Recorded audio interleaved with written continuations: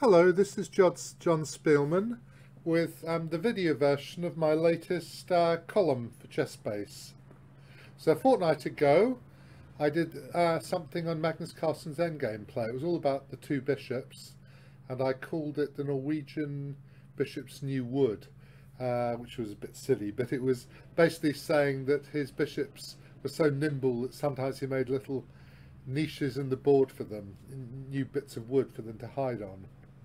Right, now the next one, the sequel is Blood Pudding, which I couldn't remember what this was. I knew it was some sort of meaty dish. Actually, I'm a vegetarian. I've been for 40 years now, so it's not something that I particularly delight in the thought of in the real world, but on the chessboard it's great.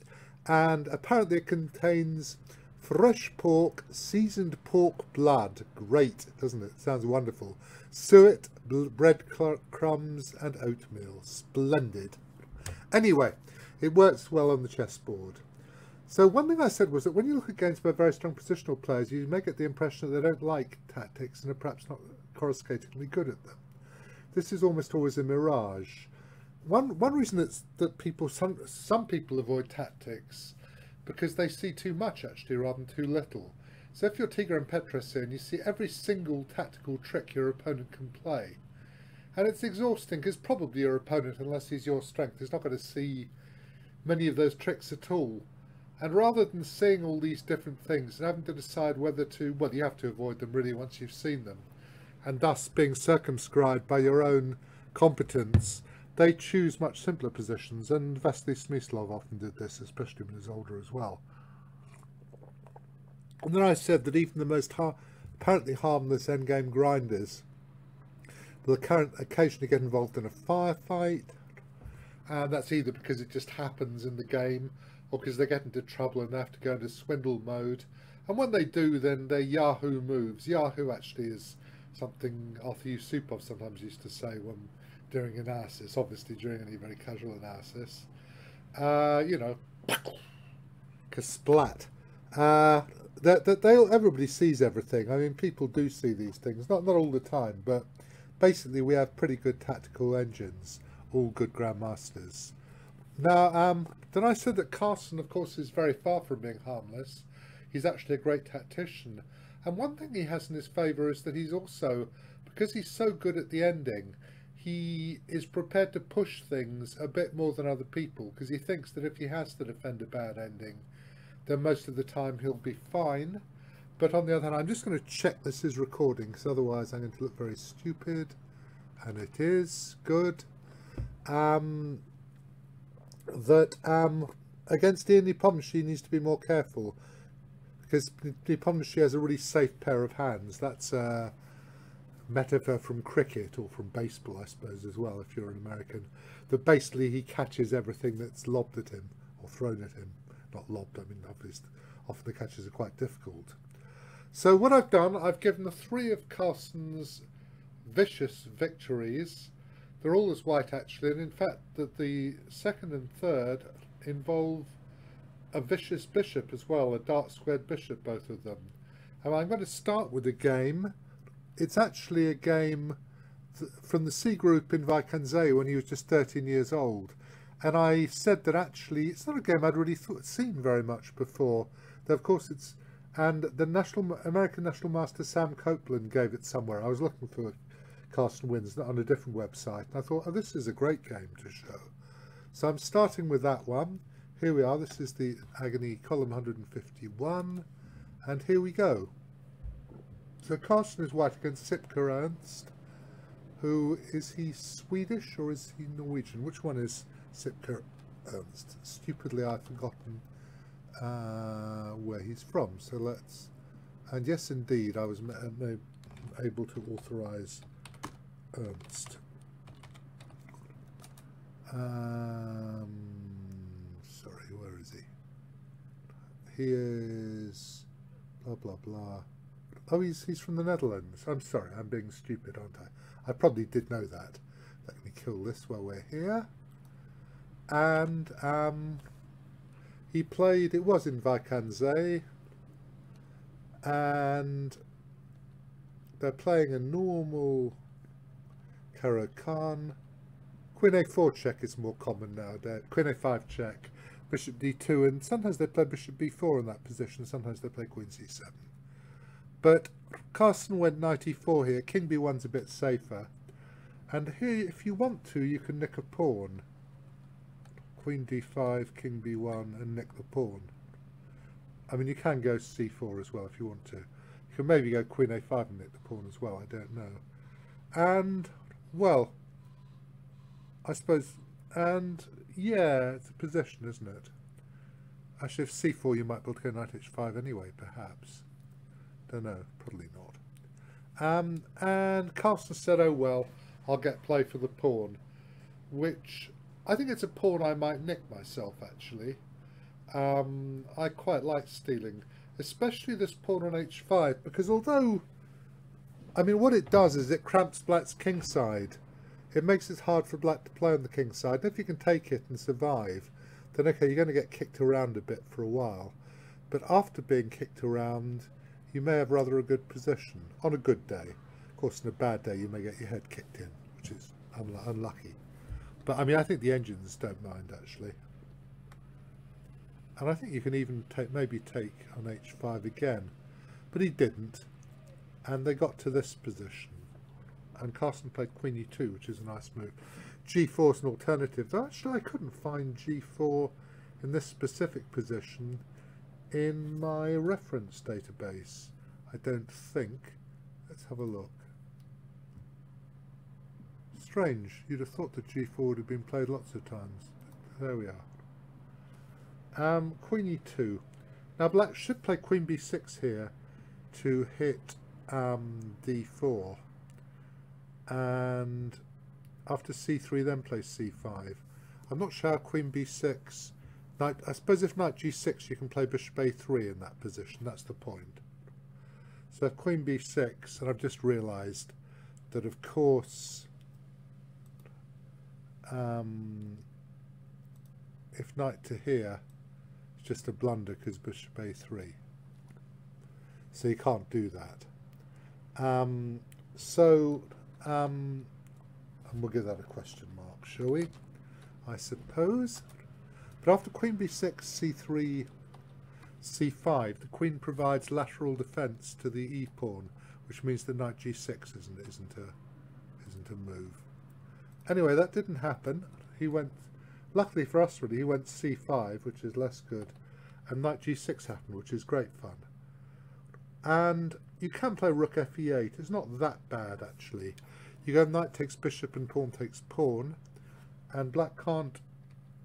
Sorry, if he plays rook d8, rook e8, takes. Now, you can't take and play queen c5 because the bishop d6 resigns. You can play rook e to d7, and my engine actually didn't think it was that bad. But okay, you're certainly worse as black. You've lost a pawn and you got some compensation maybe. Anyway, your man took it, which is fun for us. Now, queen takes bishop actually isn't impossible because after knight d5 there's bishop d2, which certainly people didn't notice immediately, I think, at the time. Remember, this is almost no, there are computers, so somebody will notice that. But Carlsen, of course, recaptures. Now he's threatening bishop h6. We're certainly threatening bishop h6 followed by queen e7 or something. And this is really dangerous now. And there are a couple of moves. If rook fe8 is really stupid, because you go bishop h6, takes queen f7, then black can resign immediately. Black is being completely splatted here. Because you're threatening both rook h6 check, and if the knight g8, queen h7 mate. And if bishop f8, you can go queen takes knight check, bishop g7, rook takes pawn check, king g8, queen f7 mate. Which serves you right, really. So this just wins. You can also try rook d8, which is a little bit less bad. But now this very clever switchback causes a major incident. And probably knight g8 rather than knight g4, I don't know. And the engines say this is a nice move. And unsurprisingly, white has a winning attack. I mean, look at it. Black is hardly on the board, really, is he? All his pieces are way away. from the action. Takes g4 plus minus, says its sublime majesty, which we can well believe, I think. Takes, and now if you take the rook, if you go king to there, then there's queen e6 check and mate in a few more moves, and if you take the rook, then check, and mate is going to follow in a few more moves. King h6, you can go queen h4 and rook g6, or you can go queen f4 and queen h2. Either way you mate in a couple more moves. Actually, king h5, in fact there's queen h1 mate, isn't there, which is pretty. I mean, there are a million different mates. So he played the best defensive try, knight g8. But now Carlsen's got the bit between his teeth and he splats them. This is obviously the move you want to play. It's just a question whether it works or not. And luckily it does. Take. Got to take with a pawn. If you take with a knight, then rook takes knight and queen e7 leaves you looking totally ridiculous. So that I'll just show you that, I suppose. Absurd. So rook takes, knight takes, queen takes, bishop. And you're threatening mate in one, and black does have a defence, just a single defence, knight f7. Now apparently there'd been a previous game in which Jan Gustafsson was black, and he got away with a draw. That game went queen checks here, rook to there, knight to there is the only move, queen to there, knight to there, queen to there, knight to there. But in fact, in the middle of that, there is something most unpleasant you can do. In this position, you can do a rook lift. I think you can go to h3 as well, actually. And this causes a major incident because you're threatening to take and to go rook g4 check, and it turns out you can't really escape. Which is slightly bad luck, maybe, for black, but not very bad luck. I mean, you look at the position. Rook to there, and then the engine gives queen e1 check. If rook d7, you go there, check. Queen e1 check. And obviously white's winning. White's got about 12 extra pawns, or to be more precise, 4 or something, is he? I mean, you're going to have to, if you go king takes pawn, there is rook f2, but White might think to play a3 at some moment, or queen e7 check and a3, and it is not going to be beyond the wit of man to win with a queen and 3 passed pawns against 2 rooks. 3 passed pawns at least, I would guess, because he's going to get the queen side. So what happened was, in fact, Carlsen played, if we go back to this diagram, he just took, and he's threatening something like rook checks and queen checks and rook h7 is probably going to lead to mate in a bit, I would imagine.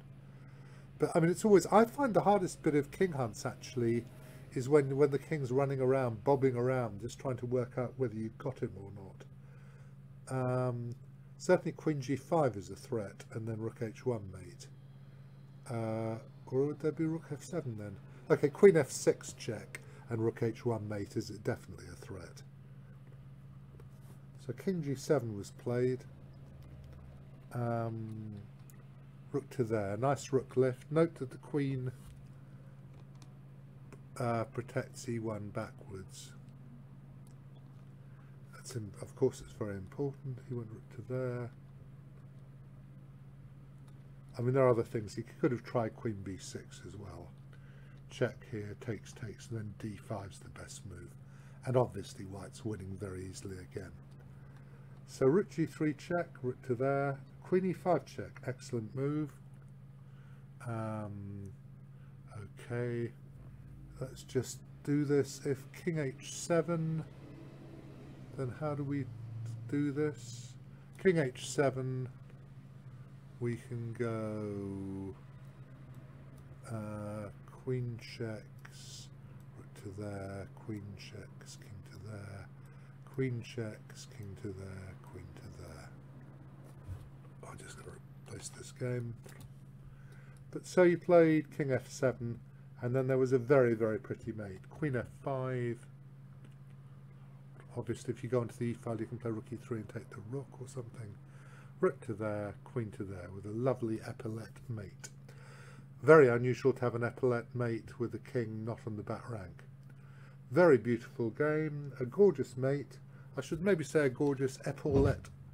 A gorgeous mate and a serious statement from the 13-year-old future world champion. Obviously nobody quite knew, but nobody was very surprised. And a serious statement from, I suppose we ought to. Shall we stick an epaulette? I suppose we shall.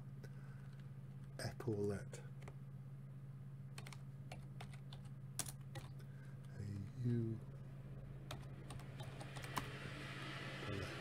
It is how you spell epaulette, I think. At least I hope it is. Let me just check how you spell epaulette. I believe... I'm sorry, I'm sort of... Yup, that's how you spell them. Good. Excellent. Right, that's the first game. Sorry, this is the end of Goryachkina against the Chinese girl, which has just happened today as I'm writing. So Goryachkina and Kostanuk. Sorry, she's playing Anna Muzhichuk, the Ukrainian. But it's Goryachkina against Kostanuk in the final of the Women's World Cup. Right, that's one game. Second game is... the other two games are both internet games, but they're quite... I was trying to think of big Carlsen attacks, and I was finding it hard, actually. I thought of phoning Luke McShane, but I didn't get round to it, because I'm sure Luke could have thought of something. And eventually I gave these two games, which are both very nice. This is one of his many, many games with Nakamura over the internet, where they bash the hell out of each other. And this is a nice game in which White gets rather horrible bishops. Well, no, he gets lovely bishops but bad pawns. I don't know what the best moves were. Here, basically, you've got these two bishops in A1 and B2. And what you want to do is you want to get the bishops working. And Carlsen played a thematic move. Very thematic, nice move. I don't know... Probably not great in... I mean, against an engine, you wouldn't make them, of course, which is bad luck. Against a human being, it's great.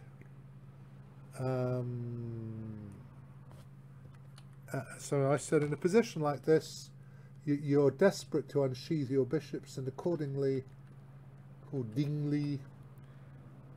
Carlsen opens the fire, sacrificing 2 pawns. Probably misspelled sacrificing as well. I do wish that ChessBase would get a spell checker for their notes over the next couple of moves to get both prelates working. Right, okay, so d5, we'll give that an exclam, even if it's not a good move. It's a good move by a human being. Bishop takes, knight to there, queen back, bishop b1. And everybody is aimed at the king.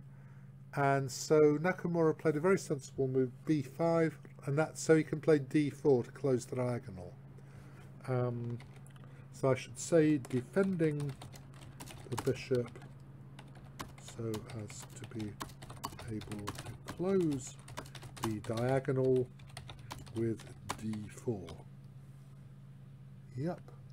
Most of that not misspelt, one word misspelt. Good for me, maybe more.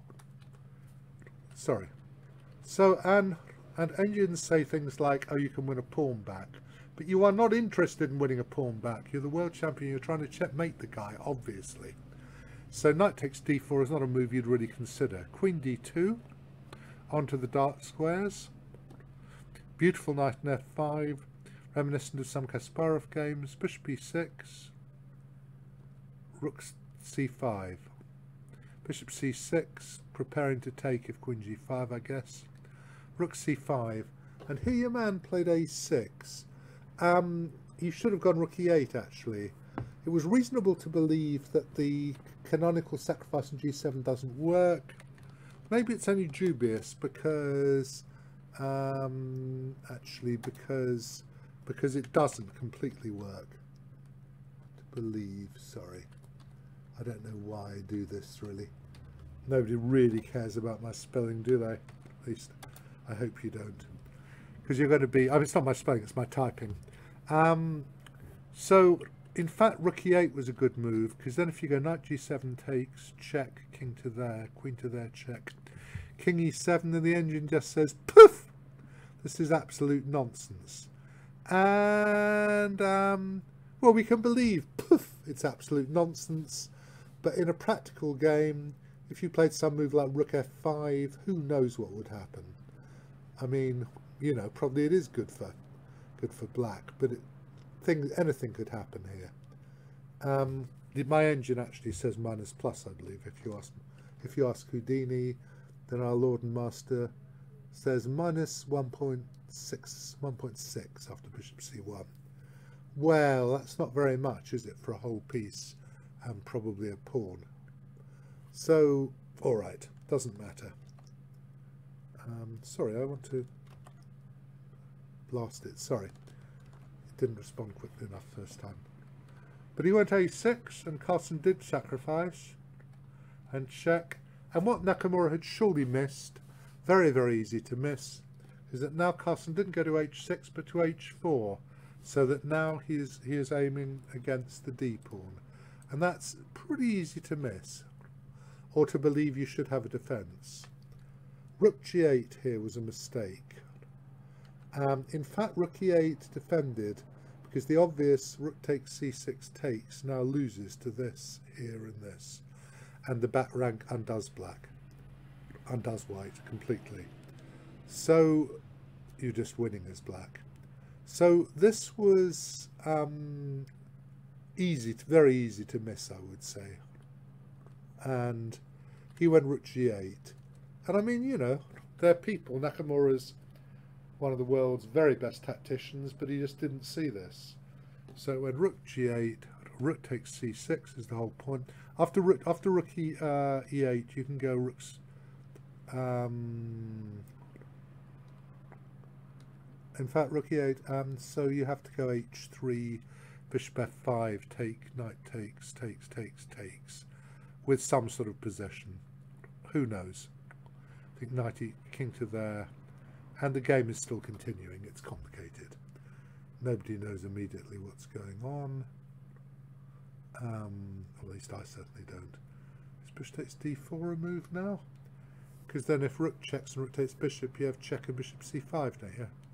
Maybe you can go bishop d4, rook checks, king h2, knight e6, causing an accident. I think that's the point. That if bishop takes question mark,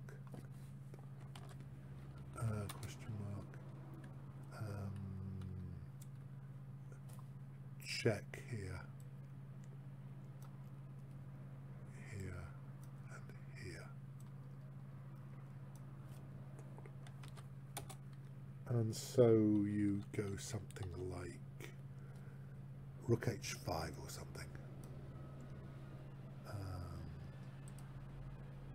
Okay. Anyway, that was, but Nakamura played rook g8, take. Beautiful thematic chess. The engine says that bishop f5 was sort of a defence. Bishop f5 takes rook to there.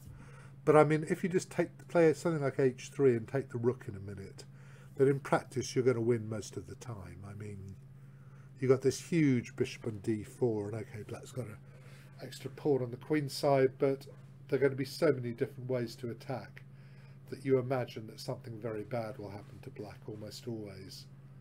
I mean, it doesn't have to, you know, white can miss as well, but very good chances of scoring a goal, I would say.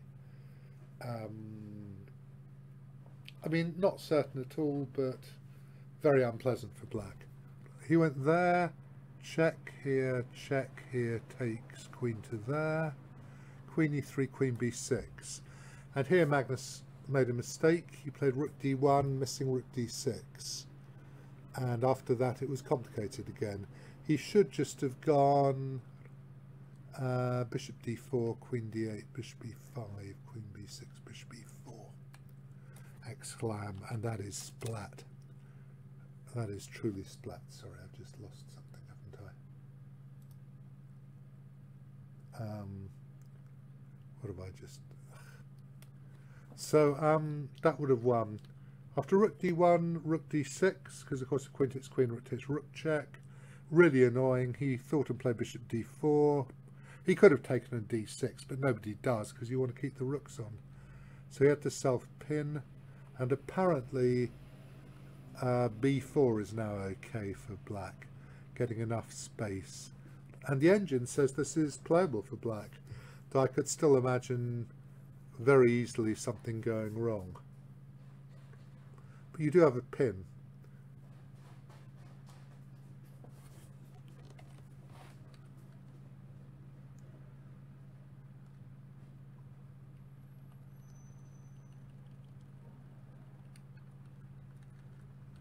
Actually, I hadn't realised there's this big pin, is there? So, though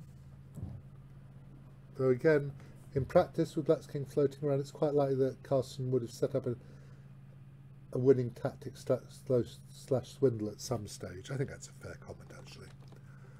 Okay, so what happened was they played some moves. Carlsen got his pieces. Rook e8 was a mistake. This blocks, doesn't black, it blocks. That is actually a... It also blacks in a sense, I suppose, but puts a black piece on the square. And now actually bishop e5 would have won immediately. That's just the end of the game. Which is... Okay, I suppose I should give the variation, shouldn't I? King to here, queen to there, check, to there, bishop checks, here, check, here, check, mate. And he's still confused, and now bishop d3. Now he's managed to unpin, which is big deal. Rook d5 is a slight mistake, but he's lost anyway. And queen a7 check, and here he's mating him. So, okay, what did I say? I said, unsurprisingly, Nakamura wasn't able to defend against all the different threats at rapid play. Rapid play, I fear I've said as usual. Rapid play, and succumbed.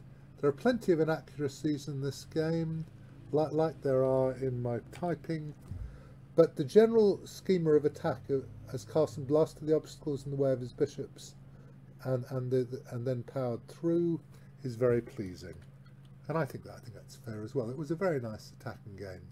It's a rapid play game, of course, but you know, it's they're able to play pretty good chess and then powered through. Okay, I'm going to save this.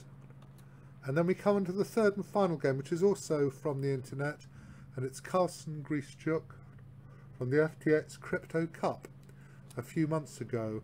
And this is actually, most of it happens in the opening. But it's, I mean, there's an interesting question of how you assess a position, perhaps. He played b3. He also played b4 several times in this tournament. And I've just put the games in, but it doesn't matter. So this is...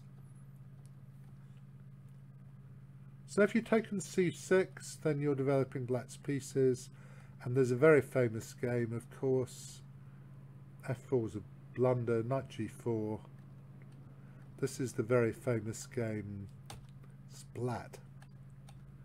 Larsen Spassky from the USSR against rest of the world match in Belgrade 1970, is it?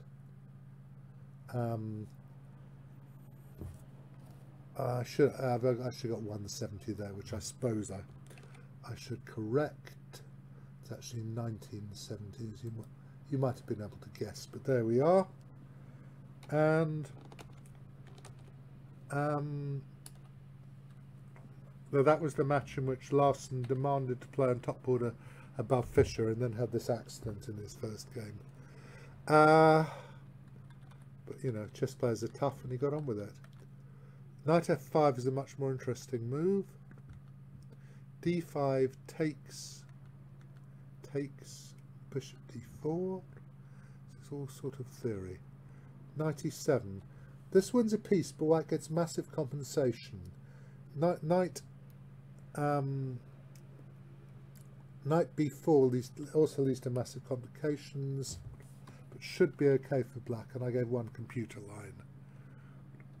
So you don't play queen h5, I think, because of bishop g4 and knight c2 mate. That would be a bit sad. Now you take, and there's this funny variation with a repetition. I mean, okay, it's random, but that's what the engine gives. Now instead Grishchuk won a piece, which is all very splendid. I mean, there's some temptation actually just to go king takes knight, pawn takes bishop, and blockade on d5 is not so stupid. I mean, your position's disgusting on the king side, but at least that white bishop isn't churning your guts up. So I don't know how bad this is. Take, presumably takes the bishop, and now this. I mean, at least, okay, white must be better, but at least positionally, maybe, at least positionally it's less awful. Probably the engine gives this as maybe g4 now or so. It's giving it as plus over line. I don't know which knight. Maybe you should take with the other one. Okay. Plus over line. And choose to go into this. At least on diagonal. It's blocked. Right. D takes c3. Takes, have to take it, I think. I don't know if bishop g4 is interesting. I think you're still going to have a big problem at the end of it. D maybe even can go f3 then. Why not? And just c4. So we get to this position. So actually black is a piece up for 2 pawns. The g pawn and the e pawn. And the assessment is that white is better here. And that shows you just how bad it is, because, you know, white has the 2 bishops. Because, you know, you have got only 2 pawns for a piece, but you have the mother of all diagonals. I don't know what gender diagonals are. Maybe it's the father of all diagonals. And you can sort of try to go g4 and things, and you got this huge pawn in d5. So it's really pretty unpleasant. And poor Grishchuk had to try to defend himself. G4, threatening to win on the spot. H4, not threatening to win on the spot, but preparing. Well, maybe threatening to go g5, takes rook, bishop f6 check, actually. c5. That gives black a check on a5, so now g5 doesn't work, but he just gets his bishop out to give his king a flight square. King g8, queen c2. So white is not trying to do anything very special at all. He's just playing chess.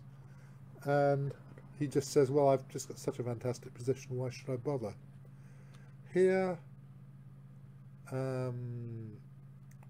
castle's long, knight takes g4. You've got to take at some point before g5 happens, or the diagonal will be a disaster area.